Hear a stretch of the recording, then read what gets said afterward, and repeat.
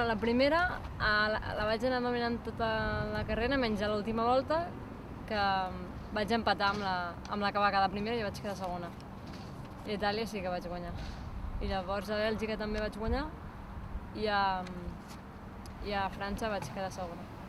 N'he guanyat dues i les altres he quedat segona i m'ha permès poder guanyar la Copa del Món, la general, per primer cop. Suposo que amb el cansanci també de fer tantes competicions i tot, doncs estava una mica nerviosa, però sí, quan a la que vaig començar i vaig veure que podia fins i tot guanyar, doncs estava més tranquil·la ja. Ara mateix, tant la meva germana com jo ens estem preparant pel Campionat del Món UCI, que se celebrarà a Canadà d'aquí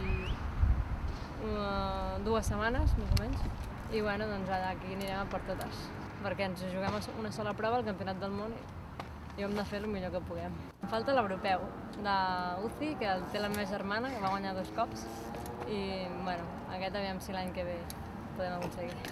Ens agrada molt aquest esport i disfrutem molt fent-lo, i bueno, el que volem sempre és no només guanyar, sinó millorar el nivell cada vegada més.